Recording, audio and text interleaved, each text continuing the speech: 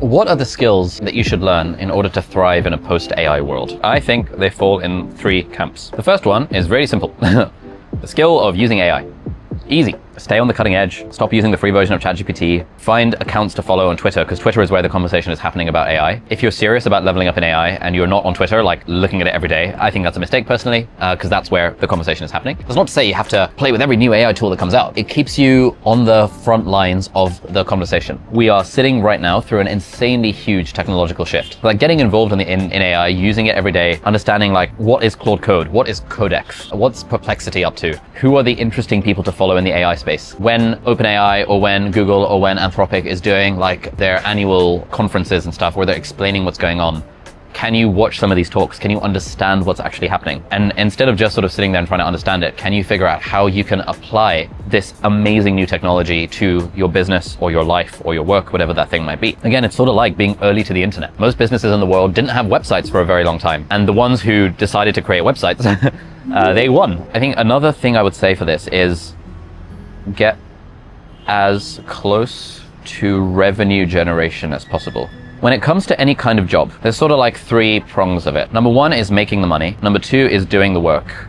And number 3 is, shall we say, operating/admin. Now, with whatever your job currently is, for most people, it is probably in number 2 or in number 3. It's doing the thing. If you're a management consultant, your job is probably, when you're more junior, making the PowerPoint slides, coming up with a strategy, using their Microsoft Copilot or whatever AI tool they've got to query the database, getting on calls with experts in the field and putting together a PowerPoint presentation. That is the doing of the work. You could be in the back office, so you could be working in HR, or you could be working in IT or like admin and stuff, where your job is to sort of administer the work, but your job is probably not making the money, i.e. winning the work. In a post-AI world, I think doing the work will become an AI thing. Administering and operating the work will increasingly become an AI thing. But there will always be a need for people to actually win the work, to actually make the money. This is why partners at accounting firms and management consulting firms and law firms get paid loads of money. It's not because they are better at making PowerPoint slides than the associates. It's because they have the relationships. They spend time on the golf course. They spend time wining and dining clients to the point that they can bring new clients into the firm. In a world where our AI overlords take over, there will still need to be some kind of commerce happening. And the people who are closest to revenue generation are the people who are the safest. I have a business. I have about 20 team members in my business. Some of them are cost centers. They cost the business money. And some of them are profit centers. They make the business money. Who do you think is more likely to stay around if the business goes through difficult times? If you can find a way to generate money for your own business or for your employer, you are way more likely to stay around in the world of AI and be way more valuable compared to someone who is on the doing of the work or on the operation side. Like, for example, we're just about to hire a director of client success. Client success or customer success is generally a cost center for most businesses. But if the business is good, the leader of that department turns it into a profit center. So instead of thinking of yourself as like, I'm the person answering customer support, it's like, no, that's just, that's a cost center. That's easily automatable with AI these days. Everyone's automating that. But if you can be the one to orchestrate a system that causes customers to not cancel their memberships or to stay and pay the company money a little bit longer, you're now touching revenue generation, and that makes you insanely valuable with whatever you do now and whatever you're going to do in the future. Generating the revenue is way harder than doing the work, and I wish more people knew this. Everyone working in anything other than sales and marketing, you probably think of sales and marketing as being scammy and being like, oh my god, sleazy, I don't want to do that. But the more you can get yourself as close to the revenue generation as possible, the more likely you are to thrive in a post-AI world. And so coming back to this, if you learn how to use AI properly and you're using AI to literally generate money for your business by being on the sales and marketing end or something like that, you are way, way, way more likely to thrive in this world. Now, if you build an app using AI and it starts to make money, you're going to want somewhere to put that money. And that is where Trading212 comes in, who are very kindly sponsoring this video. Trading212 is a commission-free online trading platform that lets you invest in stocks and shares and ETFs. Me and my wife have both been using Trading212 for years, actually since before we met and way before since Trading212 started sponsoring the channel. The platform makes investing super straightforward. There are no commissions, there's fractional shares, you can get started with a very tiny amount of money, and there's none of that unnecessary friction that puts people off from getting started. They've got a wonderful pies and auto invest feature. So basically the pies feature is where you can basically look at what other people's asset allocation is for their portfolios. You can see the performance of those particular portfolios. There are people on there who are professionals at doing this sort of thing. And then if you like someone's asset allocation, you can just copy and paste their pie into your own account. And so you can say, I want to put £100 like with that particular pie asset allocation, and then it will just do that for you automatically, which is really cool. And then they also have an auto invest feature. One of the key things about investing is that, once you've got it set up, you ideally want it to be on autopilot so you don't have to think about it. And so the auto invest feature is a really good way of automatically putting in a certain amount of money every month or every week or however often you want into the assets that you want to put it in. As a bonus, if you sign up using my link, you can get a totally free fractional share worth up to £100. So it's free money, you might as well. So if you'd like to give it a go, head over to trading212.com/join/Ali to get your free fractional share, or click the link in the video description. So yeah, thank you Trading212 for sponsoring this video, and let's get back to it. The final thing I would say is a skill, again, everyone talks about this, but it's so true, personal branding. It's all well and good being someone who is really good at AI and who generates revenue, but you also want to be known for being the person who's really good at AI and really good at generating revenue. You want to be known internally within your own company. Let's say you work in a big corporation, you know the power of stakeholder management and the power of visibility, and how your promotion doesn't come from how good you actually are, but how good your manager thinks you are and how good your manager's manager thinks you are. No human in their brain can actually understand the context behind what you're actually doing. But if your reputation is someone who gets things done and makes the company money and is a pleasure to work with, you're way more likely to succeed in whatever your line of work is. And so that's personal branding, just within the context of your business. But what if you were able to do personal branding outside of just the context of your business? What if you were able to create content on LinkedIn explaining how you're using AI to generate revenue for your company? The company's happy because it's they get extra press. You're happy because now your personal brand is growing. What if you were to write a newsletter talking about behind the scenes of working in whatever the business or area or job that you're working in? What if you were to start a YouTube channel where you're giving people advice and sharing your own experiences and stuff? Sure, not everyone's going to vibe with it, but case in point, right now you are watching this video because I've spent the last 10 years just making shit up on the internet and posting it, and some people find it useful, some people don't.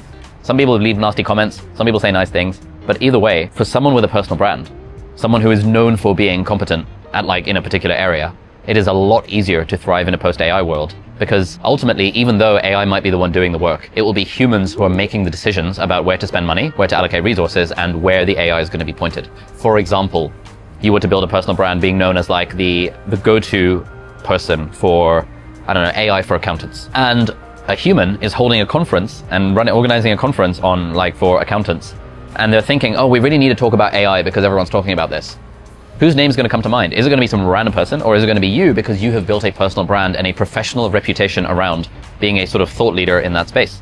And it's not that hard to be a thought leader in the space. I think the old school way of doing this is thinking you need a credential and then you're allowed to teach, or you need experience and then you're allowed to teach, or you have some form of credibility and then you start teaching. But in the new world, and this has been true for 10 plus years, so it's not that new, but it seems to be new to a lot of people I speak to. In the new world, it's by virtue of doing the teaching, that is how people think you're legit. I do not have any qualifications to teach you about productivity. I do not have any, there's no badge of, there's no credibility here. There's no badge, there's no letters on the CV. Yeah, I was a freaking doctor. Maybe, okay, if you're a doctor, then giving health advice is a different thing. But I've built a personal brand being known as the productivity guy because I was just making helpful videos talking about how, my productivity tips. Anyone could do that. Right now, you could get really good at using AI because we're still early and most people suck at doing it. You could figure out how to get as close to the revenue generation as possible, and you could start sharing content online about what you're doing. Obviously, don't give away any trade secrets, but just be helpful to others. Be a teacher. Personal branding, when you're doing it on the internet, is really just about being a teacher. Except instead of teaching to a lecture hall of 5 or 6 or 7 or 30 or even 100 people, you're posting stuff for free on the internet, which is able to be watched by anyone anywhere in the world. And then they view you as a thought leader in that subject, which means you stand out in their mind, which means, again, in a post-AI world where our AI overlords are doing all the work, the human will still think of you in their mind when they think of, oh, I need someone to talk about accounting. Hopefully a human at some random company will still think, oh, we want to talk about productivity. Oh, I used to watch his videos back in the day. Used to. So hopefully they might reach out to me and be like, hey, do you want to be paid 100 grand to give a talk about this thing? Which has happened in the past. The power of being known for being the person who's competent at the thing is insanely valuable in a post-AI world. Now, when it comes to personal branding, just to double click on this, there's sort of 2 ways of doing this. Number 1 is you have a word of mouth personal brand. You are known amongst people by word of mouth as being really good at doing a particular thing. I was recently trying to hire an accountant, and I messaged some of my entrepreneur friends in Hong Kong being like, hey, anyone know an accountant in Hong Kong? And they recommended this guy, Pierre, at the firm Acclaim. I was like, great, I'd never heard of him, never heard of the firm, but the fact that it came from a recommendation from a trusted person, and I was like, great, and I hung out with Pierre, and now we're gonna sign on with their firm. Fantastic. Pierre and his firm have a good word of mouth reputation. Then there is, for example, the online personal brand. where it's sort of like, I mean, it's hard to imagine in this accounting example, but if I were to search accountants Hong Kong, I suspect they're doing some level of search engine optimization to try and get to the top of the thing. Maybe they have an Instagram page or a YouTube channel where they're giving advice, and maybe I come across their videos and I'm like, oh, sick, these guys know what they're talking about. Oh, I want to work with them. Amazing. When I was searching for like, you know, what's the tax situation in like Singapore versus Dubai versus like Malaysia versus like Hong Kong, I came across this guy called Andrew Henderson who makes videos on a YouTube channel called Nomad Capitalist. And I was like, oh, his videos are good. They tell you all about like high net worth tax strategies and shit like that. And we paid $25,000 to work with this team. That is an online personal brand. And so this is not like an either or situation. It's not like you can have a word of mouth personal brand or an online personal brand. Ideally, you want a personal brand, i.e. a professional reputation that is genuinely looked upon with favor amongst the people that are in your industry. You want to be known as like, oh, Jane's an amazing accountant, or like Jack's an amazing IT person, or like Harry's an amazing developer. But it puts fuel on the fire if this sphere of influence you have goes beyond pure word of mouth and actually starts hitting the, shall we say, mass market. And even then, it doesn't have to be the mass market. It's not like you're trying to be famous. You're not trying to be like Brad Pitt or like Jennifer Aniston or whatever. You're just trying to be known within your niche. These are sort of like the word of mouth. These are the people that know you in person, and these are the people within your niche that know you online. And then these are total strangers that have nothing to do with your niche.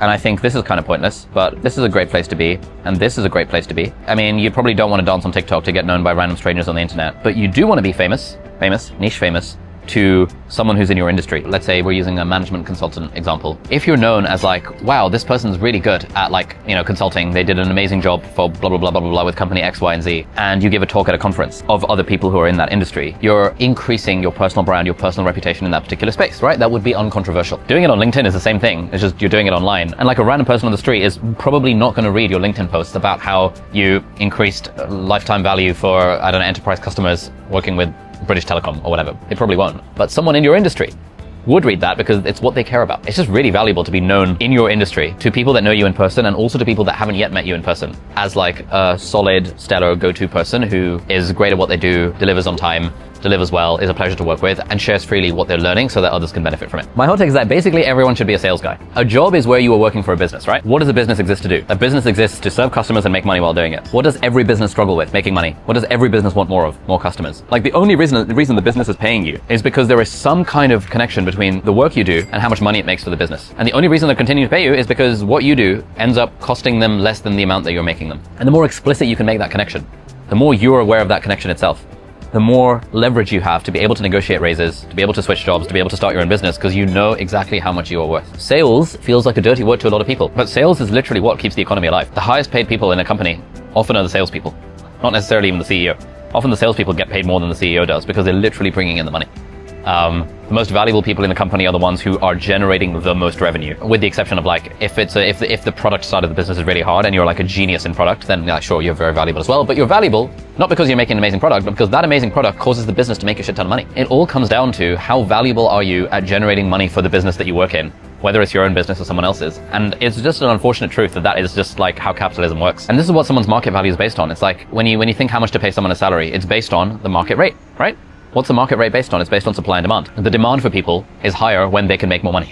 I don't know, I think the closer you get to revenue generation and the less people can have like a fear or an ick or a discomfort with the idea of sales and the idea of money, the easier it is to stay competitive in a post-AI world, even in a pre-AI world, to be honest. So think about get closest to revenue generation as possible. Honestly, we could summarize that all as sales. Sales doesn't have to be getting on the customers on the phone and cold calling them. Sales is like your ability to express ideas to your team, your ability to get buy-in from your team about an idea that you have, your ability to keep everyone aligned, your ability to negotiate with your manager or your manager's manager, your ability to manage up, your ability to manage down. Just an insanely valuable skill set. And it will stay that way even in a post-AI world. Unlike the skill set of accounting. Even in medicine. Half my friends are doctors from back in my doctor days. Even the skill of being a doctor is now being kind of democratized by AI, where the ambient listening devices and like the diagnoses the AI is considering is doing a better job than most doctors at diagnosing the patients. This is already happening, and it is the worst it is ever going to be right now. It's only going to get better. In a world where that's happening and the AI is like a genius level person that can just do anything, I think sales is still sales. Convincing another human to part with their cash and convincing them that like what you or your business or your career or your job or whatever your thing is, that's just almost like the only thing that is still left in this world. Now, if you've gotten to the end of this video and you are serious about leveling up in AI and becoming an absolute AI fiend, an AI demon, then check out this video over here. This is my, yes, it's an introduction to using Claude Code, but it's way more than that. And I've had messages from lots of friends and team members saying that just watching that video gave them the firmware update mindset shift they needed to actually start taking AI seriously. And that video, from what I've heard from friends and team members, has changed people's lives. So check out that video over here. Thank you for watching. See you next time.